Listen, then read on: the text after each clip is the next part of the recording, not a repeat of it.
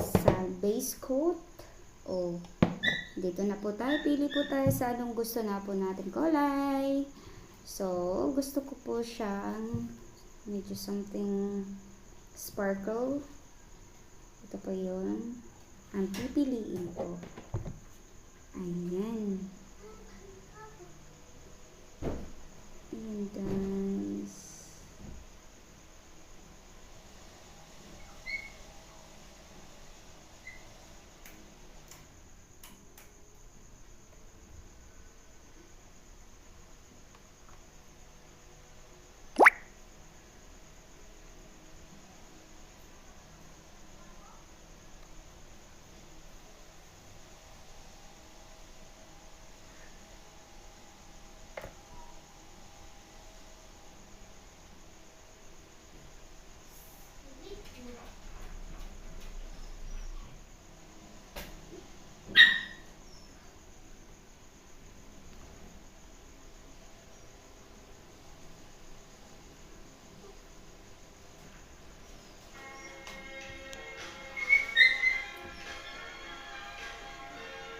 Ayan po.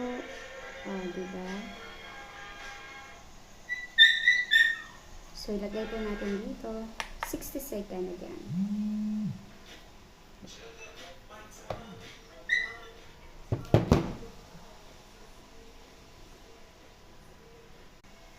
Mainit po sa kamay. Yung yobela. Tsaka no wonder, yung kuko po natin is nasisira. Dahil po dito sa UV lamp. Kasi yung iba, mahina po yung sa kuko. Yung type po ng kuko.